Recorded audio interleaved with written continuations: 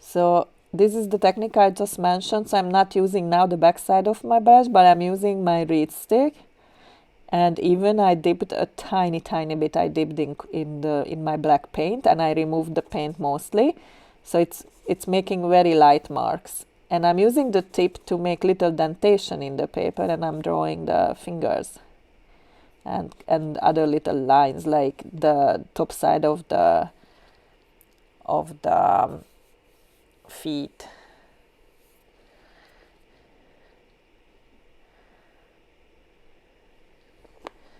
So I'm dipping in, but just very tiny bit into the black. And if you're not sure how black is the tip, just use the paper next to you to test it.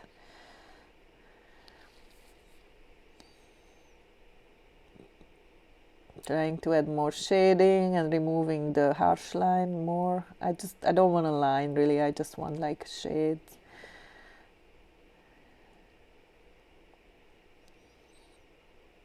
So I'm adding the shade just on the neck. Wherever you can see it's darker than.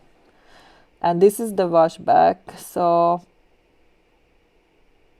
I added some water around the edge of that black big spot on the elbow, and you can see it's pushing back the watercolor and generate this furry texture. I really like to use this in cat watercolor, this blooming or cauliflower or washback. I heard so many names for it. If you use it, usually people try to avoid it, but if you use it smart, it's a great thing what watercolor give you, and no other paint can do that. I mean, ink can do it too, but nothing else. I really love this effect.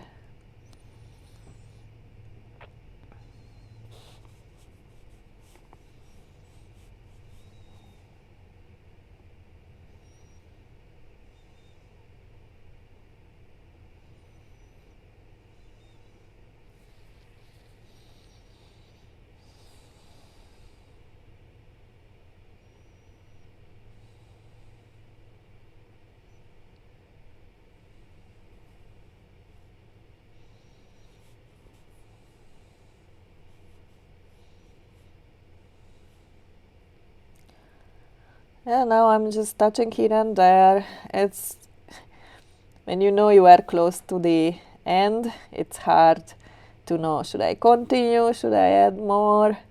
I figured that it's a little bit too light, my black, so I add a little bit more pigment just to the black areas.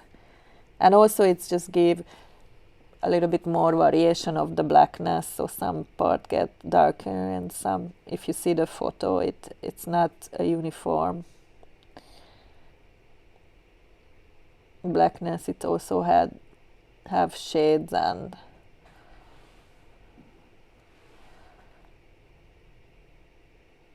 some where it's darker, some where it's lighter.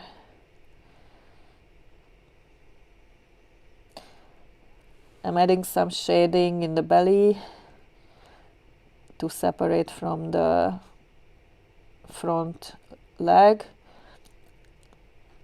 and above the back leg I need to add some shading because you can see on a photo it's two separate element. It's the fur going on the back paw,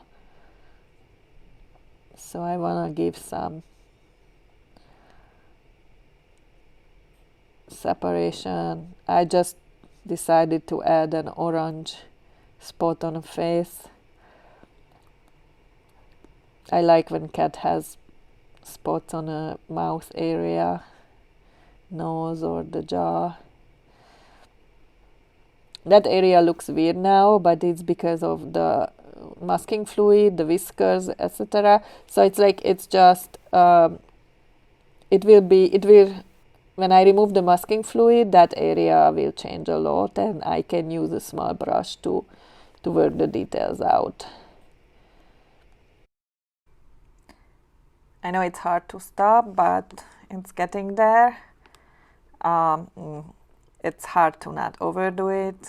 Try to be strong and stop whenever you need to. And the next step will be to wait until it's absolutely dry to remove the masking fluid. So I try to add a few more details, but it's pretty much done. I'm just trying to draw around the mouth. It's probably not a great idea exactly there because the masking fluid is still there. So just really try to be strong and wait until it's dry. And see you after. It can take hours.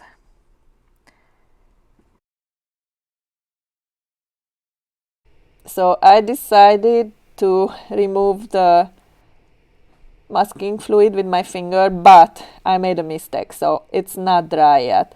And don't even try until the paint is not dry. Don't do it because you just make mess. So it's really not a good idea.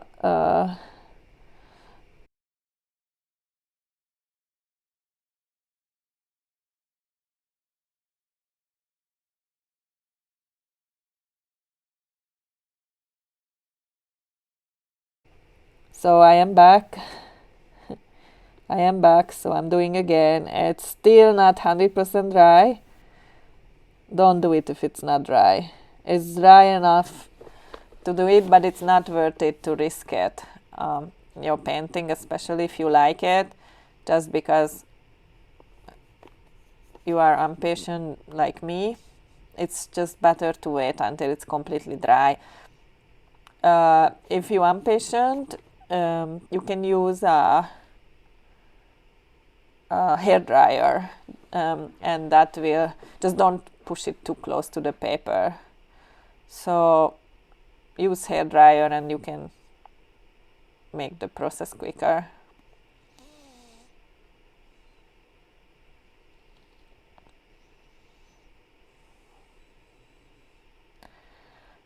When you remove masking fluid, always check your hand, because if somehow pigment goes on your finger, you can make a big mess if you don't recognize it.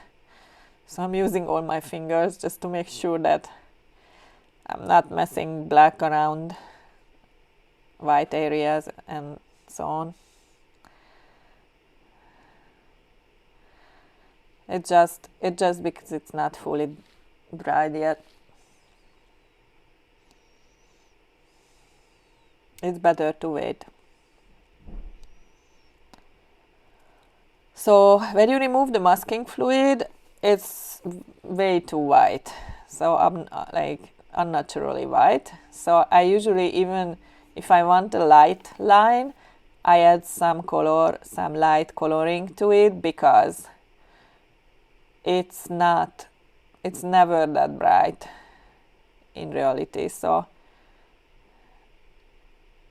I just make it a little bit at least grayish.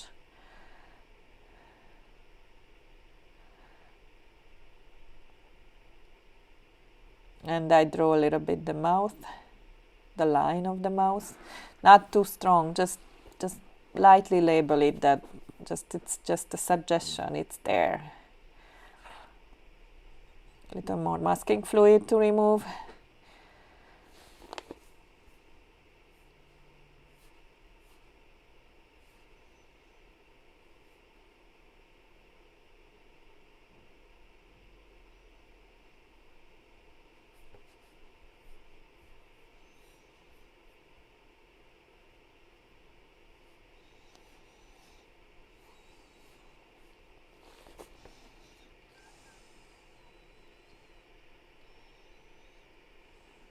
I remove a little bit this new gray layer just to make sure it's not get too dark then.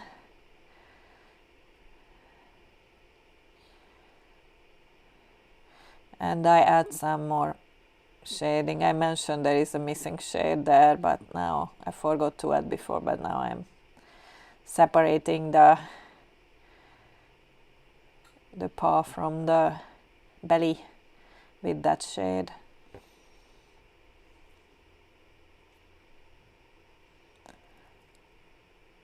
Yeah, the ear is a little bit tricky because it's everything just black around there. But I hope it will work out.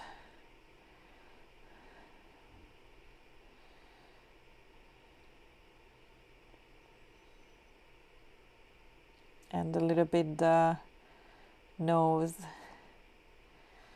I also draw it with the tip of my brush and then remove it to just have a very light mark there.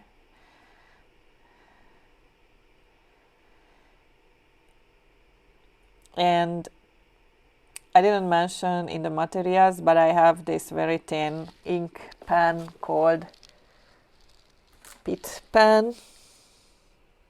Artist Pen from Faber-Castell. I use the small or the extra small to draw whiskers if I need to, or eyebrow, and I use it for signature also. It's also not necessary. You can add very nice thin ink line if you need to. It's absolutely not necessary, but it's good to have. So that was it. I hope it was useful and successful for you, and I also hope you enjoyed it, and see you on my other projects.